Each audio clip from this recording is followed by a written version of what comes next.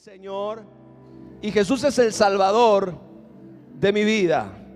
Dígalo fuerte: Jesús es el Salvador de mi vida. Amén. Apláudale por favor a nuestro Señor. Amén. Gloria a Dios. Sean todos bienvenidos en esta mañana, en este domingo, el día del Señor, el día cuando nos presentamos delante de Él con expectativa, con gratitud, con un corazón dispuesto y un corazón expectante para oír su voz, para conocerle y para aprender sus caminos en el nombre de Jesús. Y tengo una palabra de Dios para la iglesia en esta mañana. Gloria al Señor. Esta palabra no quiero decir que me costó, porque yo sé que finalmente todo esto es la obra del Espíritu Santo y todo esto es porque el Espíritu Santo y porque la gracia de Dios fluyen, y sin la ayuda del Espíritu Santo yo no tengo ninguna capacidad para hacer absolutamente nada, ni como pastor ni como líder. Digo que me costó porque la palabra llegó de último momento. Esas veces cuando usted está buscando al Señor y aparentemente o momentáneamente como que no se aparece nada, como que usted no siente una certeza en su corazón acerca de lo que Dios quiere hablar, y está ahí insistiendo y rogando y pidiendo y clamando para que Dios hable y para que Dios muestre su voluntad. Y de repente al final, casi para venirnos a la iglesia, ¡fum!, cayó la palabra. Gloria a Dios. Sentí en mi corazón esa certeza, esa dirección de parte de Dios de compartir este mensaje con todos ustedes. Es una enseñanza que seguramente nos va a bendecir, nos va a edificar. ¿Alguien dice amén? Mi tema en esta mañana es una iglesia creada para la acción. Dile a tu hermano de al lado: la iglesia ha sido creada para la acción. El tema de hoy es muy importante porque nos enseña acerca de nuestro propósito, acerca de nuestro diseño. Nuestro propósito y nuestro diseño son, escuche esto, lo que verdaderamente nos da sentido de realización en la vida como hijos de Dios. Hacer nuestra propia voluntad nunca nos dará sentido de realización en el contexto de la razón de nuestra existencia. Sin embargo, entender cuál es nuestra asignación, no solamente como individuos, sino como pueblo, como iglesia, eso es lo que nos da realización, eso es lo que nos da propósito, eso es lo que nos da plenitud en nosotros descubrir para qué fuimos creados y comenzar a vivir en esa dimensión. Es lo que verdaderamente nos hace plenos, nos hace felices. ¿Alguien aquí quiere ser feliz? Nunca usted, amada iglesia, será más feliz que cuando hace la perfecta voluntad de Dios. Nunca la iglesia será más feliz que cuando camina en su diseño profético. Nunca ningún creyente, ningún hijo de Dios será más feliz que cuando entiende su lugar en el plan de Dios y en la tierra. De eso yo quiero hablar en esta mañana, y siento la libertad del Espíritu Santo y la unción para predicar este mensaje. Estoy convencido que esta es la palabra de Dios. Acompáñeme por favor entonces a la carta a los Efesios, capítulo 2, verso 10. Este es un pasaje que hemos estudiado antes, hemos leído antes en otro contexto, pero hoy yo quiero que podamos ver algo que no debe pasar desapercibido de ninguno de nosotros como iglesia, como pueblo, porque somos hechura suya. Dios nos creó, Dios nos planeó, Dios nos diseñó y fuimos creados en Cristo Jesús, la materia prima, escuche bien, con la que Dios creó el espíritu del hombre regenerado. Y hago la aclaración porque un no creyente no posee un espíritu regenerado. Un creyente no ha nacido de nuevo. Por lo tanto, esto aplica exclusivamente para todos aquellos que han creído en el Señor Jesucristo con todo su corazón y han recibido el maravilloso regalo de la salvación. Estos han sido regenerados y han sido creados en Cristo Jesús. Esto significa que la materia prima de la que está hecho el espíritu regenerado de todo aquel que ha creído en Jesús es Jesús mismo. ¿Alguien oyó lo que yo acabo de decir? Mediten esto, por favor, póngame mucha atención, porque repito, la materia prima con la que está hecho el espíritu regenerado que cada persona que ha creído en Cristo verdaderamente ha recibido, está hecha de Cristo mismo. Cristo es la sustancia del espíritu regenerado dentro de ti. Alguien dice amén a eso. Cristo es de lo que está hecho tu espíritu. Por eso dice la Biblia que fuimos creados en Cristo Jesús. Ahora, la materia prima que Dios usó fue el Cristo que venció la muerte, el Cristo que resucitó de los muertos, el Cristo que venció al mundo, el Cristo que venció al diablo, el Cristo que venció al pecado, el Cristo que se levantó victorioso y que ascendió a la diestra del Padre. Ese Jesús que venció es la materia prima del espíritu regenerado dentro de ti. Ay, qué poderoso está eso. Pero dice la palabra del Señor que usted y yo fuimos creados en Cristo Jesús con un propósito. Y no es para hacer nada. Dice la palabra del Señor que usted y yo fuimos creados en Cristo Jesús. Diga conmigo, para buenas obras. Dígalo otra vez, para buenas obras.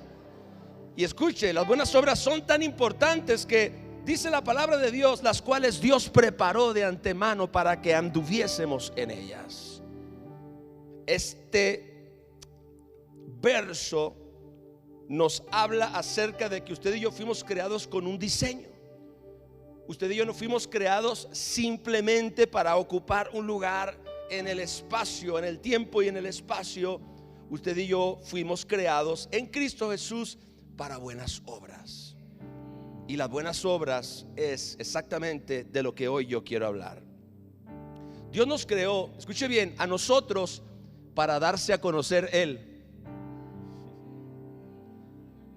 Estoy hablando de cristianos. Dios nos creó a nosotros para darse a conocer Él. Diga, Dios me creó a mí para darse a conocer Él. Esto debería ser la plataforma desde la que tú comprendes el propósito de tu vida. Tú nunca vas a entender el propósito y el diseño de Dios para ti a menos de que primero entiendas que Dios te creó a ti para revelarse Él, que Dios te creó a ti para darse a conocer Él. Gloria al Señor. Ahí parte todo y ahí parte la razón de ser de la iglesia de Cristo, que desgraciadamente ha perdido un poquito el rumbo en esta era, en este tiempo en el que nos encontramos. Siempre el diseño de Dios, escuche bien, ha sido que su pueblo en la tierra sea la más clara evidencia de su existencia.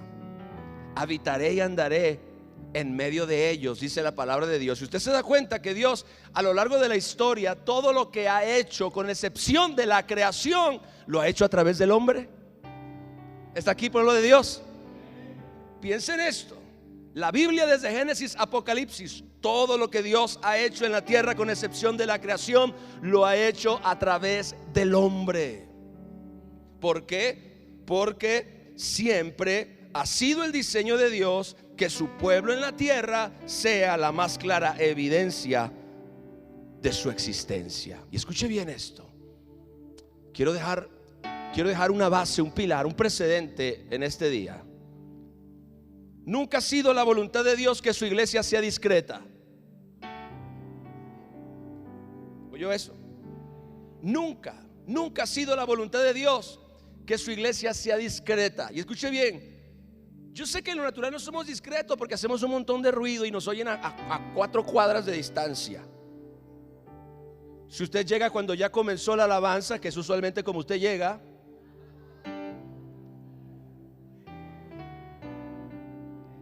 se dará cuenta de que la música se escucha desde lejos. Yo no me refiero a eso. Yo no me refiero a hacer ruido en el templo para que la gente nos oiga y los vecinos llamen a la policía, como ya lo han hecho en alguna ocasión. Estamos hablando de que nunca la voluntad de Dios ha sido que su iglesia sea discreta, sino que su pueblo entienda su rol en el mundo y en la sociedad. La iglesia, escúcheme bien, tiene un rol, tiene una función en el mundo y en la sociedad. Usted y yo, como cristianos y como hijos de Dios, tenemos un rol en el mundo y en la sociedad, y tenemos que entenderlo y ocuparlo deprisa. Tenemos que hacerlo. Una iglesia relevante, porque este asunto de la iglesia relevante estuvo muy de moda en los años pasados, particularmente toda esta década, que está por terminar, por cierto, fue tema de este asunto de la iglesia relevante. Pero todo lo que yo leía y todo lo que yo veía acerca de esta iglesia relevante era algo que estaba adentro del templo, algo que sucedía adentro del templo para atraer a la gente, algo que sucedía adentro del templo para que la gente se sintiera interesada y atraída hacia la iglesia. Y entonces hacernos relevantes se convirtió en un asunto de tener una buena decoración, una buena iluminación, un buen sonido y una buena tecnología, cuando eso en realidad no tiene nada que ver con ser una iglesia relevante. Escuche esto: una iglesia relevante es una iglesia que tiene influencia en la sociedad. Yo dije que una iglesia relevante es una iglesia que tiene influencia en la sociedad. ¿Alguien puede decir amén a eso? Usted y yo fuimos creados para buenas obras. Usted y yo fuimos creados para buenas obras. Pastor, ¿qué son las buenas obras? Las buenas obras son simplemente las acciones en el mundo de parte nuestra que reflejan el carácter y la voluntad de Dios en la tierra. No estamos hablando de salvación. Nadie es salvo por buenas obras. Nunca confunda los términos, porque la Biblia nunca los confunde. No estamos hablando de hacer buenas obras para ser salvos, sino de hacer buenas obras porque somos salvos. Aleluya. Alguien dice amén. Me bendice esto. Fuimos creados para buenas obras, y estas buenas obras simplemente son acciones que reflejan el carácter y la voluntad de Dios en la tierra. Cada uno de nosotros como hijos de Dios debemos estar conscientes que hemos sido creados para vivir en la tierra de tal manera que el mundo pueda conocer a Dios a través de nosotros. Fuimos creados para vivir en esta tierra y en este mundo, vivir de tal manera que el mundo conozca a Dios a través de nosotros. Por eso la carta a los Efesios, capítulo 4, verso 12, dice: y Él mismo constituyó a unos apóstoles, a otros profetas, a otros evangelistas, a otros pastores y maestros, a fin, escuche esto, de perfeccionar a los santos para la obra. Diga, para la obra. Diga otra vez, para la obra del ministerio, para la edificación del cuerpo de Cristo. El propósito de Dios es preparar, entrenar, perfeccionar a los santos para la acción, no para la inacción. Dice la Biblia que los apóstoles, los profetas, los evangelistas, los pastores y los maestros tienen la responsabilidad, tienen la misión de perfeccionar, de trabajar en la vida de las personas para que ellos estén dispuestos a la acción, para que ellos trabajen, para que ellos accionen, no para que ellos estén inactivos, no para que ellos estén en un estado de inacción. Esto es bien importante, porque el diseño de la misma iglesia tiene como uno de sus principales objetivos el preparar a los creyentes para que sirvan a Dios en la sociedad. Escúcheme, mi amado hermano, usted viene a la iglesia no para cumplir con un requisito religioso. Usted viene a la iglesia no para sentirse bien con usted mismo y decir: bueno, Señor, yo voy a la iglesia, todas las semanas voy a la iglesia. No se trata de eso. Usted viene a la iglesia para ser entrenado. Usted viene a la iglesia para ser perfeccionado para la obra. Es decir, el propósito de Dios es que usted y yo nos preparemos para la acción. La iglesia, gloria al Señor, debe servir a Dios en medio de su generación. Debe servir a Dios en la sociedad. No podemos ser pasivos en cuanto a nuestra responsabilidad de ser luz y sal. No podemos ser pasivos en relación a nuestra responsabilidad de ser la fuerza preservadora del Señor en esta tierra y la evidencia de la gloria de Jesucristo en medio de la sociedad. Escúcheme, y lo digo fuerte y claro: hemos sido llamados a impactar la sociedad. Yo dije que hemos sido llamados a impactar la sociedad. Usted ha sido llamado para impactar la sociedad. Ha sido llamado para impactar corazones.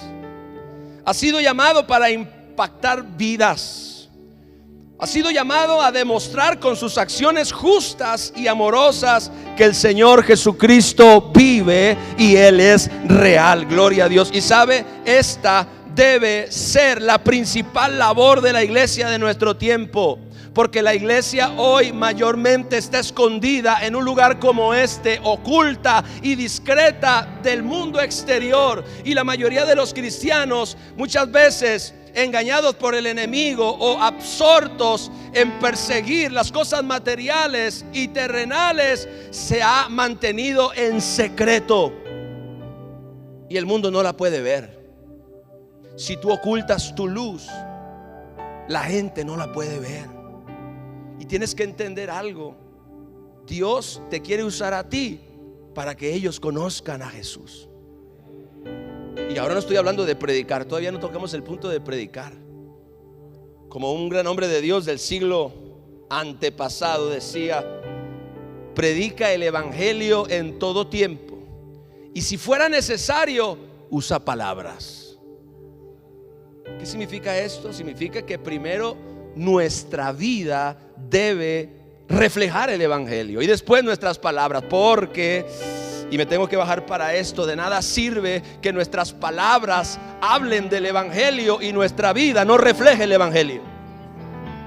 Esa es la gran contradicción de nuestro tiempo y la razón por la cual la iglesia de Jesucristo no ha impactado a la sociedad, porque no hay coherencia entre las palabras y la vida, entre el mensaje y el portador del mensaje. Nuestra vida tiene que estar completamente ligada. Es más, eso se llama integridad. Integridad es estar completo, no estar dividido, no ser dos cosas, sino ser una sola cosa.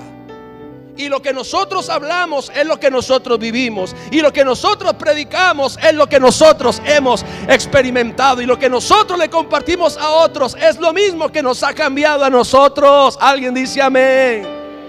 Este es el asunto con la iglesia moderna, que ha desconectado sus palabras de su testimonio, porque hoy nuestro testimonio no es importante. Creemos en una gracia que lo cubre todo. Claro que creo en la gracia, pero no creo en la falta de responsabilidad del pueblo de Dios para caminar en la voluntad de Dios, para caminar en el propósito y en el plan de Dios. Usted y yo, escuche bien, debemos demostrar con nuestras acciones justas y amorosas que el Señor Jesucristo vive.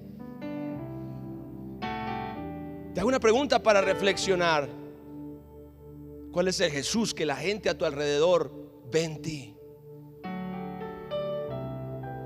Sin las buenas obras, nosotros no tenemos manera de demostrar al mundo que Jesús existe. Por eso es que una iglesia, o la iglesia, ha sido creada para la acción. Ahora, por muchos años, cientos de años, el enemigo ha tratado de hacer creer a la iglesia que debemos estar escondidos en los templos orando para que Cristo regrese y nos lleve con Él. Vámonos a una cueva. De aquí nació la idea de los monasterios, por ejemplo, en la antigüedad. De aquí nació la idea de esos lugares apartados donde personas se recluían y se apartaban del mundo con el objetivo de mantenerse puros, intachables para la venida del Señor. Pero una cosa tengo que decirte, iglesia: usted, por causa de la vida de Cristo dentro de usted, puede no solamente vivir en el mundo y mantenerse puro, sino que también puede vivir en el mundo y reflejar a Jesucristo en la sociedad. Alguien dijo: saquémonos a nuestros jóvenes de las universidades porque los corrompen. No, mejor enseñémosles a hacer luz en las universidades, gloria a Dios. Enseñémosles a hacer luz en las escuelas, en las preparatorias. Enseñémosles, gloria a Dios, que ellos pueden reflejar el Dios vivo en el que creen en medio de la sociedad. Que no tengan miedo, que no tengan vergüenza de reflejar a Cristo con su vida y con su conducta. ¿Qué van a pensar los demás? Los demás que te preocupan tanto tienen que ver a Cristo en ti, porque si no se van a perder. Porque si no van a permanecer en la oscuridad. Por eso es que hoy los cristianos tienen que ser valientes. ¿Sabe que más? Ayúdame, Espíritu Santo. ¿Sabe que más que nunca, más que en ninguna otra época, los cristianos tienen que ser valientes?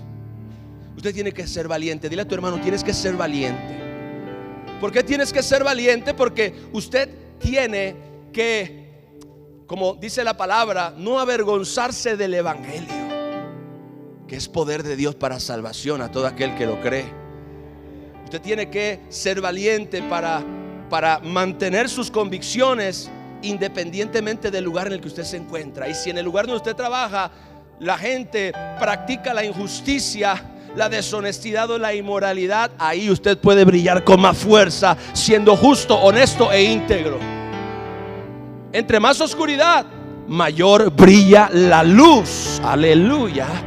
Entre más oscuridad, la luz tiene un mayor impacto. Por eso es cuando los cristianos son valientes y mantienen sus convicciones, aman a Dios y no les da miedo que la gente lo sepa.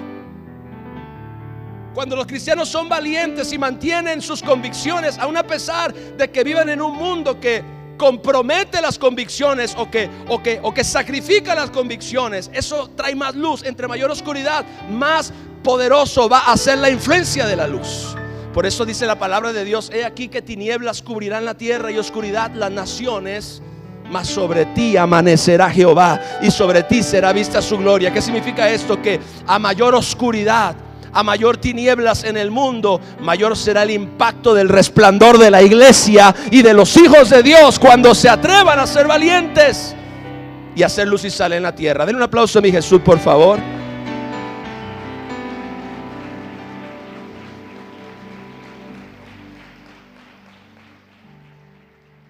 Repito, por muchos años el enemigo ha tratado de hacer creerle a la iglesia que debe estar escondida, recluida en un templo, alejada del mundo y distantes de las necesidades de nuestra generación. Y esto ha sido un grave error. Quiero decir esto y lo digo con mucha pena. Hoy la iglesia tiene una mala reputación. La iglesia no está, creo, hemos tratado de mantenernos firmes, fieles, celosos a las convicciones, a la palabra, a la voluntad de Dios por todos los años que hemos existido. No que somos perfectos o que no hayamos cometido errores, pero hemos tenido siempre la intención de ser una iglesia seria y de ser un ministerio serio. Y con serio no digo triste, digo real, genuino. Pero el enemigo trata de convencernos de escondernos y de estar alejados del mundo y distantes de las necesidades de nuestra generación. Y eso ha sido un grave error. Por eso nuestro Señor Jesucristo, en el Evangelio de Mateo capítulo 5 verso 16, dijo lo siguiente. Escuche bien, iglesia: así alumbre vuestra luz delante de los hombres, para que vean ¿qué? Para que vean ¿qué? Vuestras buenas obras. Para que vean vuestras buenas obras y glorifiquen. Las buenas obras glorifican a vuestro Padre que está en los cielos. Pero si nosotros no hacemos nada, ¿qué es lo que los hombres van a ver? ¿Y cuál va a ser la luz que vamos a reflejar? En otras palabras, nuestras buenas acciones, nuestras acciones justas, nuestras acciones de amor reflejan la luz de Dios delante de los hombres y glorifican al Padre. Las buenas obras son muy importantes porque son un reflejo de nuestra madurez y de nuestro crecimiento. Escuche bien. Dios me dio una frase esta mañana: si usted es luz, brille. Dile a tu hermano: si tú eres luz, brilla. Porque una luz que se oculta, como dijo Jesús, debajo del almudo, se pone debajo de la mesa, no cumple con su propósito. No dijo el Señor Jesucristo. Más bien la luz se pone encima de la mesa, encima de un lugar que pueda iluminar la oscuridad. No se oculta, sino que se exhibe. Diga: la luz no se oculta, la luz se exhibe.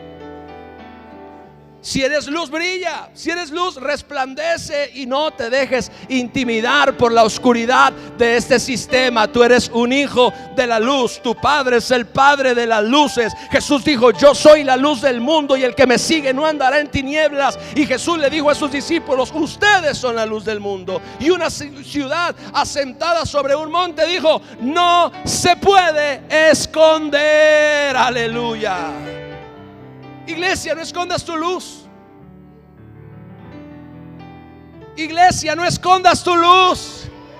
Brilla, resplandece. Aprovecha cada oportunidad que este tiempo en el que estamos viviendo te da para que tú hagas cosas que reflejen el carácter de Dios en la tierra. Buenas obras. Buenas obras. Gloria a Dios. ¿Sabe que no hay nada más contradictorio que un cristiano haciendo malas obras? Y no hay nada más contradictorio que un cristiano haciendo malas obras. Las malas obras no reflejan a Jesús. Las buenas obras reflejan a Jesús. Y vea, usted puede ver la madurez y el crecimiento de un cristiano cuando para él sus acciones en medio de la sociedad, y no solamente en medio de la sociedad, porque el primer lugar donde tú tienes que brillar es en tu propia casa. Aquí otro problema: cristianos brillando en la sociedad. Dice un dicho: candil de la calle, oscuridad de su casa. Salvando al mundo en la calle, pero maltratando a la esposa en el hogar. Salvando al mundo, pero siendo violento, iracundo, maleducado, majadero en el hogar. Alguien diga menos algo. Salvando al mundo, pero descuidando nuestro ministerio más importante: mi casa, mi matrimonio, mi familia, mis hijas. Esto tiene que cambiar. Dígalo: esto tiene que cambiar. Tenemos que ser luz en todo lugar. Tenemos que ser luz en nuestro hogar y tenemos que ser luz en medio de la sociedad, porque esto es, repito, lo que refleja nuestra madurez. Tu madurez no se refleja por cuántos pasajes de la Escritura sabes de memoria, porque hoy la gente puede saber la Biblia, pero su vida no refleja lo que memorizó. Ese es el problema. No necesitas aprenderte la Biblia de memoria, necesitas vivir a la altura de tu revelación. Lo que entendiste, desarróllalo, vívelo, practícalo, hazlo tuyo y que otro lo vea. Gloria a Dios, porque a menos que entendamos que tenemos un importante papel, escuche, en medio de nuestra generación, donde sea que Dios nos haya puesto, este mundo no podrá ver a Dios como Él se quiere dar a conocer. Dice la Biblia que aún la creación misma está en angustia, está con dolores de parto, esperando la manifestación gloriosa, no de Dios, sino de los hijos de Dios. Dice, porque la creación misma está sujetada a vanidad y aguarda la manifestación gloriosa de los hijos de Dios. O sea, que lo que Dios va a hacer en la tierra, aún en este tiempo final, lo va a hacer a través de su iglesia, lo va a hacer a través de sus hijos. Es la iglesia la que va a brillar. Es en la iglesia y a través de la iglesia que Dios se va a dar a conocer a este mundo de oscuridad, a esta generación de tinieblas. Por eso es que no pensemos que lo que Dios lo va a hacer Él solo o independientemente de nosotros. No, Señor.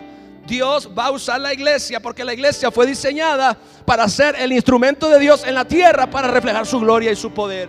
Cuando Dios quería sanar en la tierra, Dios usaba a un profeta, o Dios usaba a un evangelista, o Dios usaba a un apóstol. Gloria al Señor. ¿Por qué no Dios simplemente extendía la mano Él mismo? Se abría el cielo, la nube se partía, la mano de Dios se aparecía y tocaba al individuo para sanarlo, porque ese no es el diseño de Dios. Aunque Dios pudiera hacerlo, porque Él puede hacer lo que Él quiera, Él es Dios. Pero Dios escogió que todo lo que Él haga en la tierra, porque le dio la autoridad de la tierra a los hijos de los hombres. Así que Dios usa gente, Dios usa la iglesia, Dios te usa a ti y Dios quiere usarte a ti. Y voy a dejar este asunto de una vez, lo voy a remachar. Tú puedes orar por los enfermos, porque si tú tienes fe, la Biblia dice que estas señales seguirán a los que creen, no a los pastores.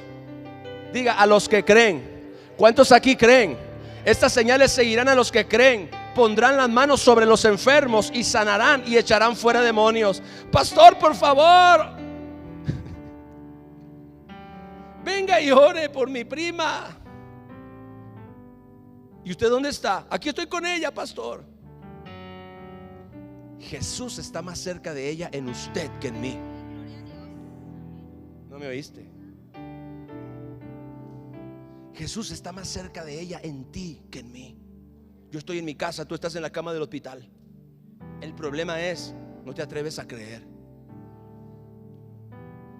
No te atreves a creer que tú, escucha, tú eres la iglesia, no este templo. Oh, ayúdame, Espíritu Santo, aleluya.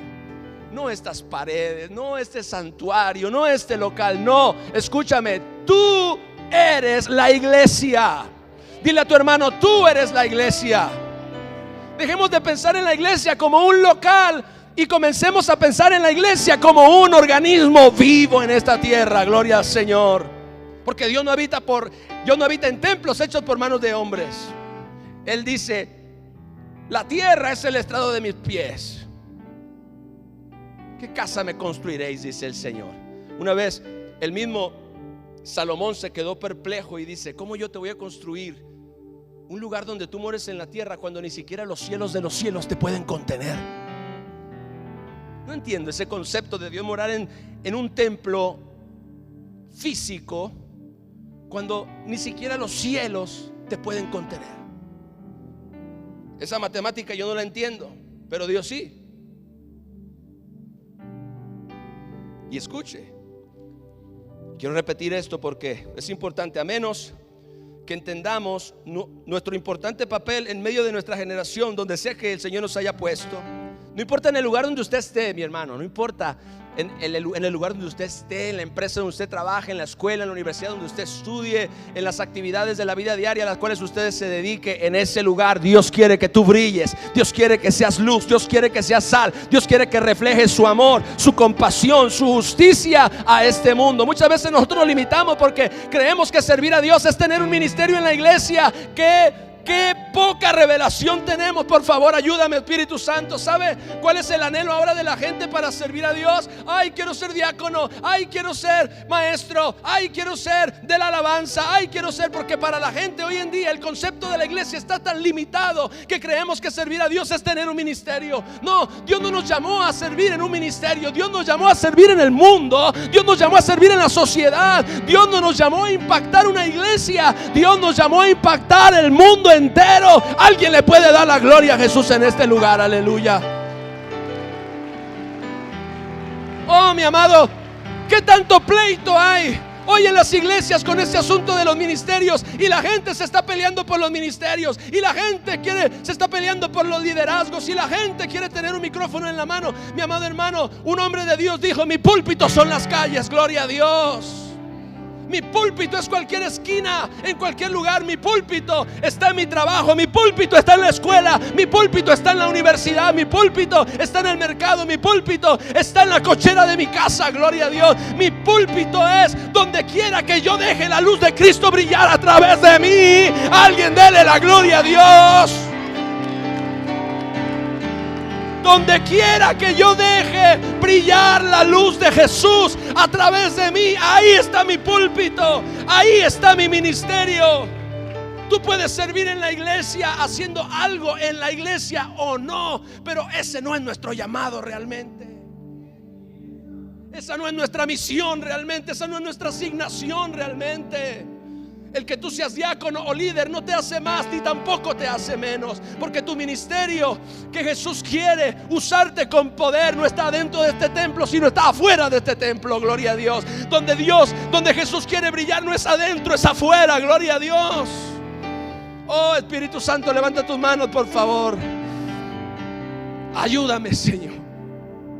Ayúdame, Señor. Ayúdame a predicar tu palabra y a empoderar a tu pueblo, Señor, para hacer las obras que tú nos has llamado a hacer en esta tierra, Señor. Ayúdame a preparar una iglesia que fue creada para la acción, una iglesia que fue creada para demostrar a Jesús y no solamente para hablar de Él. Porque usted tiene que estar consciente de algo, mi amada iglesia. Este mundo ya tiene mucho mensaje. Tiene mucho mensaje. No carecemos de doctrina, ni carecemos de palabra. No carecemos de mensaje. ¿Sabe de qué carecemos? De acción. Carecemos de demostración. Hoy la gente no quiere oír más hablar acerca de Jesús. Oh, pastor, ¿qué usted está diciendo? ¿Qué herejía? No, hoy la gente necesita que Jesús sea demostrado.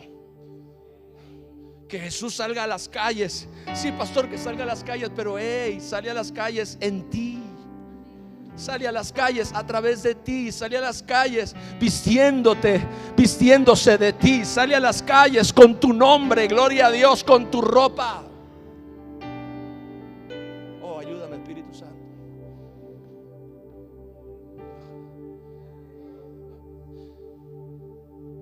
Dios quiere que no escondamos nuestra luz. Y sabemos que esa luz no es nuestra propia luz, no es la luz de nuestro intelecto, no es la luz de nuestro dinero, no es la luz de nuestro coche, ni la luz de nuestra casa, ni la luz de nuestro trabajo bien remunerado, no es la luz de nuestros dones y talentos y habilidades humanas. No, esa luz es simplemente Jesús morando dentro de ti, el Jesús que iluminó tu corazón, el Jesús que iluminó tu alma. Esa luz es la palabra de Dios que ha sacado tu vida de la oscuridad. Esa luz es la salvación que se nota no solo en nuestra forma de vivir, sino también en nuestras acciones cuando benefician a otros en relación al conocimiento de Dios. Deja brillar tu luz. No es la luz, repito, de tu intelecto ni de tu capacidad humana. Es la luz de Cristo. Es la luz de Jesús, es la luz de la palabra. No podemos seguir permitiendo llenar nuestra cabeza de información y de mensajes. ¿Cuántos mensajes has oído, mi amado hermano? ¿Cuánto tiempo hace que eres cristiano? ¿Y cuántos mensajes has escuchado ya? ¿Cuántos mensajes yo he predicado en 20 años? ¿Es eso lo que necesitamos? ¿O lo que verdaderamente necesitamos es que Jesucristo sea visto a través de nuestras buenas obras, a través de nuestras acciones justas? Escuche, en Tito capítulo 2, carta a Tito capítulo 2 verso 14, dice la palabra del Señor, hablando de Jesús, quien se dio a sí mismo por nosotros, escuche, para redimirnos de toda iniquidad y purificar para sí un pueblo propio, celoso de buenas obras. ¿Sabe para qué murió Jesús? Para salvarme del infierno, pastor. ¿Sabe para qué murió Jesús? Para perdonar mis pecados. ¿Sabe para qué murió Jesús? Pastor, para darme la vida eterna. Sí, pero ¿sabe también para qué murió Jesús? Para Él poder vivir a través de ti. Murió también para que tú fueras celoso de demostrar al mundo a través de tu vida que su redención tiene poder, que su redención es real. Oh, su redención ha sido real en mí, mi amada iglesia. Su redención ha sido real, absolutamente, poderosamente, gloriosamente, contundentemente real en mi vida. Cambió por completo. Gloria a Dios, soy salvo. Pero ahora, como Pablo, tenemos que decir: Señor, ¿qué quieres que yo haga? ¿Por qué no levantas tus manos, cierras tus ojos y dices: Señor, ¿qué quieres que yo haga? Más oraciones como esta deberían de estar en nuestra boca. Señor, ¿qué quieres que yo haga? Señor, ¿qué tú quieres que yo haga?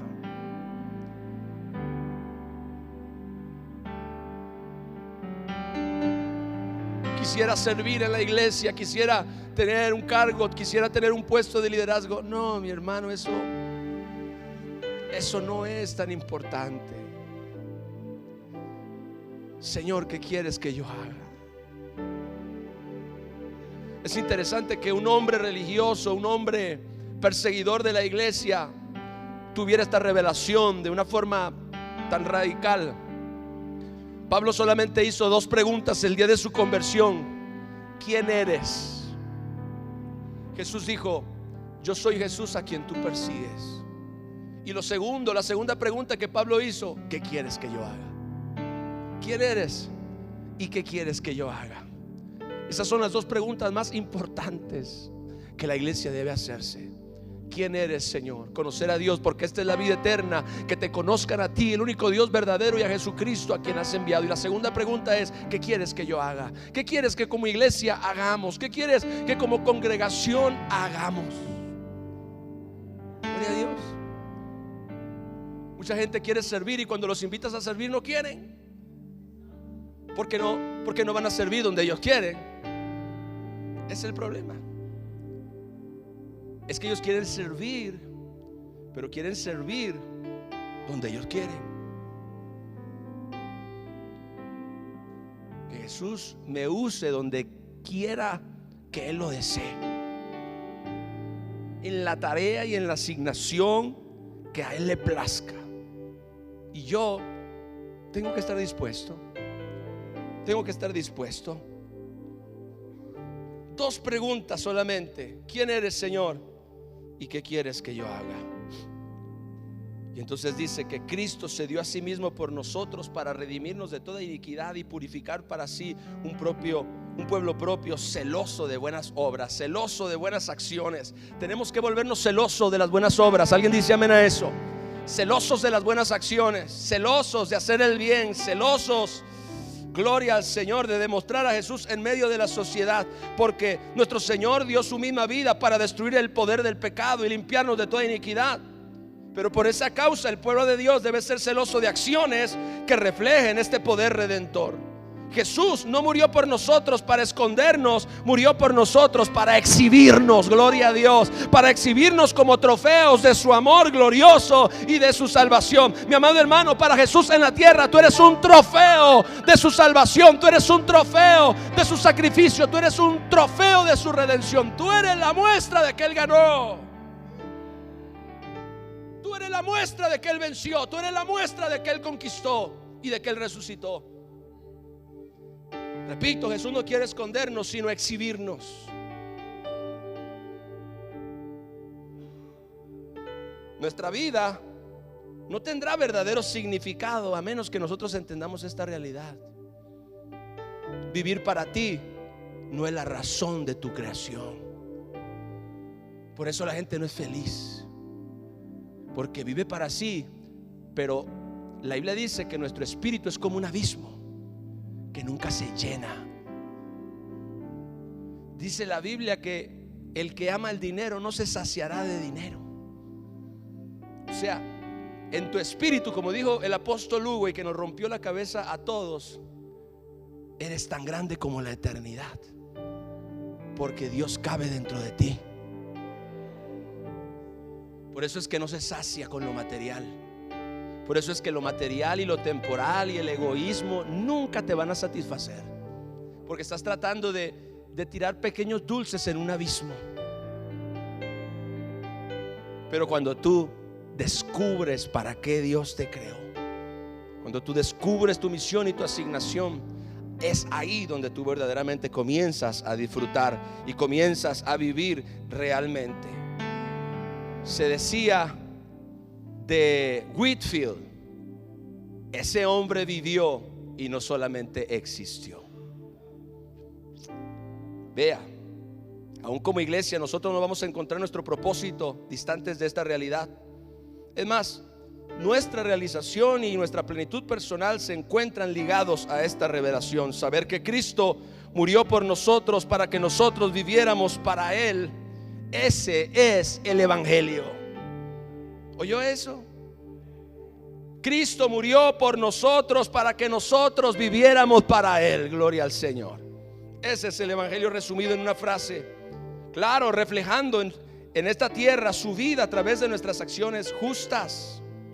Servir a nuestros semejantes, amar y perdonar, ayudar a los necesitados, hablar de Jesús en cada círculo donde el Señor nos coloque, dar una ofrenda de amor, regalar una despensa a nuestro vecino necesitado, orar por la situación o la enfermedad de alguien que lo necesite, dar una palabra de aliento al que se siente desanimado. Y todas estas cosas son acciones justas, acciones cristianas que le demuestran a nuestra sociedad que nosotros tenemos un Dios real, tenemos un Dios verdadero. ¿Alguien dice amén a eso? Gloria a Dios.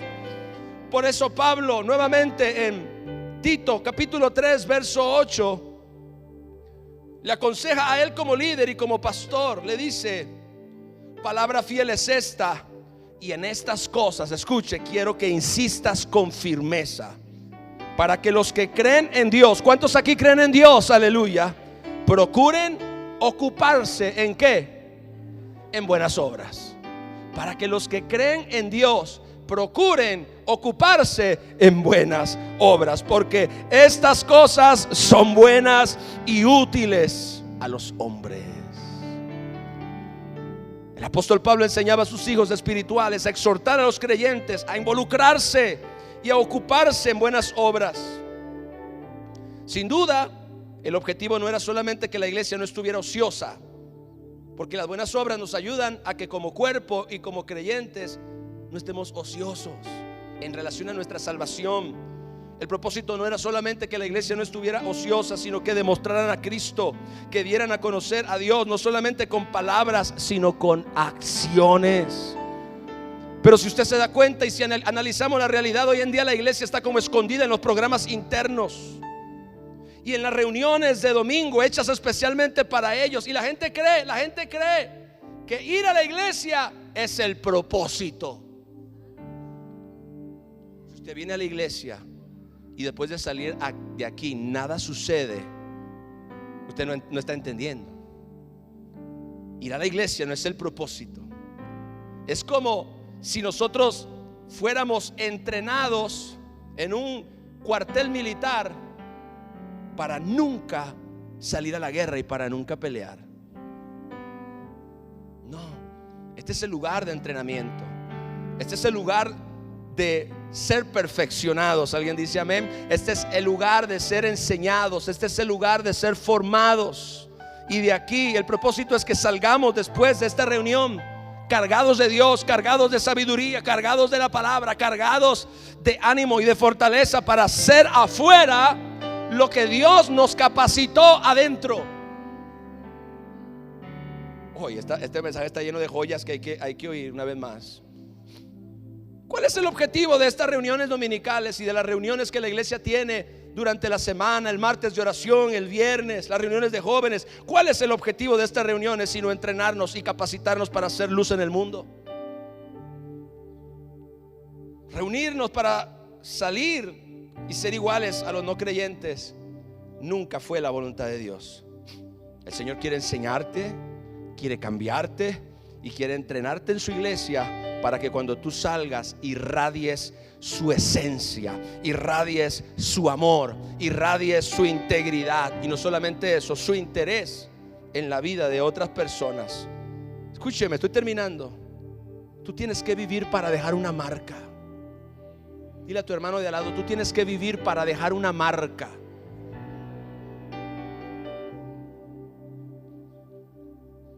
Que cuando tú mueras, sea que tú mueras o que el Señor venga y no mueras, te vayas así, derechito, la gente recuerde lo que tú hiciste. Qué triste es que alguien sea recordado por su maldad, o que alguien sea recordado por su falta de integridad, o que alguien sea recordado por su inmoralidad y por su deshonestidad. Pero qué maravilloso es que alguien te recuerde porque tú dejaste una marca en su corazón, porque tu vida fue una marca en ellos. Tu vida fue una marca que no puede ser borrada, y la gente se va a acordar de ti porque lo que tú hiciste les mostró a Dios, les mostró a Jesús, les mostró el amor que solamente proviene del Señor. Tienes que vivir para dejar huella en la vida de otras personas, huella en tu trabajo. Mi hermano, si tienes 10 años en tu empresa y nadie sabe que eres cristiano, estás haciendo algo mal.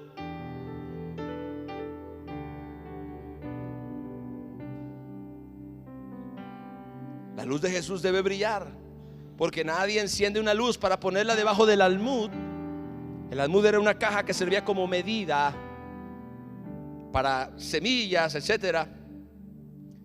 Dice, nadie enciende una luz para ponerla debajo del almud o para ocultarla debajo de la mesa.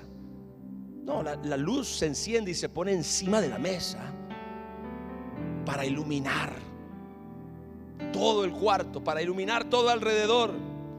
Tienes que vivir para dejar una marca en tu trabajo, en tu club. Si vas al club o en tu grupo de café, si tomas café con tus amigas, tienes que vivir para dejar una marca en la vida de los que necesitan ayuda. Tienes que ser la solución de Dios para alguien. Alguien dice amén, aleluya. Tú eres la solución de Dios para alguien. Tú eres la solución de Dios para alguien en esta tierra. Eres la respuesta de Dios para alguien. Eres la respuesta de Dios a las oraciones de alguien. Eres la respuesta de Dios a la necesidad, a la enfermedad de alguien. Eres la respuesta de Dios a la pobreza de alguien o a la carencia de alguien. Eres la respuesta de Dios a la tristeza y a la depresión de alguien. La gente ha estado orando y Dios pensó en ti. Tú eres la respuesta, tú eres la solución, tú eres la respuesta de Dios para esa gente. Por eso es que tienes que disponerte y decir, Señor, ¿qué tú quieres que yo haga? Eres la respuesta de Dios a las oraciones de alguna persona en algún lugar que probablemente está muy cerca de ti y tú ni te has dado cuenta. Eres el amor de Dios. Oh Padre, esto está fluyendo. Oh Padre, ayúdame. Eres el amor de Dios que quiere llegar al corazón de una persona deprimida. Tú eres el amor de Dios. Eres la sanidad divina. Ay Padre, para una persona enferma, para una persona desesperada. Eres la paz que alguien atribulado y atormentado necesita. Tú eres el amor, tú eres la sanidad y tú eres la paz en ese momento, porque Dios te quiere usar a ti. Tú eres la respuesta. Cuando la persona oró y cuando la persona dijo, Dios, ayúdame, Dios miró a la tierra y buscó a alguien muy cercano a esa persona, muy cercano a esa necesidad, que fuera un hijo suyo y que tuviera al Cristo vivo viviendo adentro para llegar a través de ti, Cristo, a esa necesidad. Eso está bien poderoso, mi hermano. Cuando alguien oró en la tierra, Dios miró. Cuando alguien oró desde la tierra al cielo, Dios miró desde el cielo a la tierra para buscar quién estaba más cerca de esa necesidad. ¿Y cuántas veces tú eres el más cercano a esa necesidad? Tengo noticias para ti. Tú eres la respuesta de Dios a esa oración. Dar un aplauso a Jesús.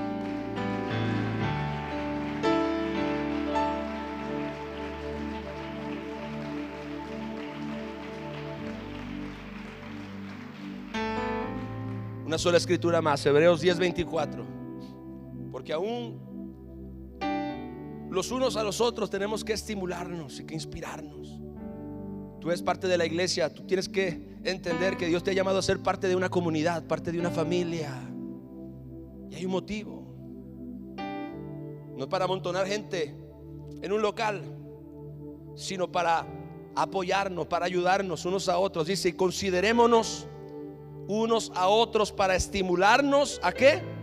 Al amor y a las buenas obras. ¿Para estimularnos a qué?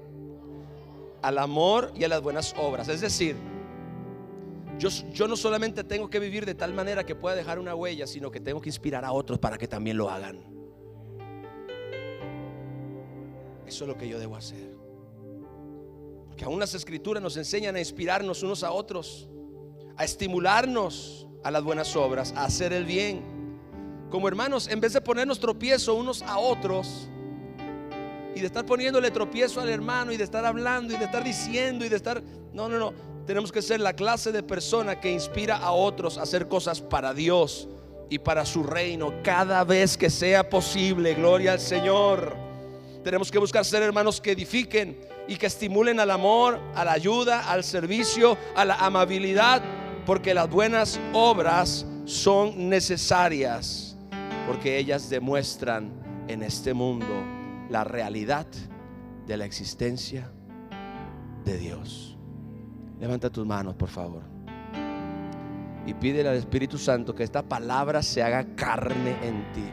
Aquel verbo se hizo carne, dice la palabra de Dios. Bueno, pues este verbo, esta palabra se tiene que hacer carne también en ti. Gloria a Dios. Dile al Señor, yo quiero ser esa clase de cristiano. Dile, por favor, dile, ayúdame, Espíritu Santo, para ser esa clase de persona, para ser esa clase de creyente, para entender la importancia fundamental de las buenas obras dentro del propósito y del diseño de Dios. Ayúdame, Señor, a ser la clase de persona en acción. Ayúdanos, Señor, a ser como iglesia, una iglesia en acción, porque fuimos creados para la acción, porque fuimos creados para el trabajo, fuimos creados para el amor, fuimos creados para servir. Aún nuestro Señor Jesucristo dice, porque el Hijo del Hombre no vino para ser servido, sino para servir y para dar su vida en rescate por todos. Dele un fuerte aplauso a mi Señor y Salvador Jesucristo.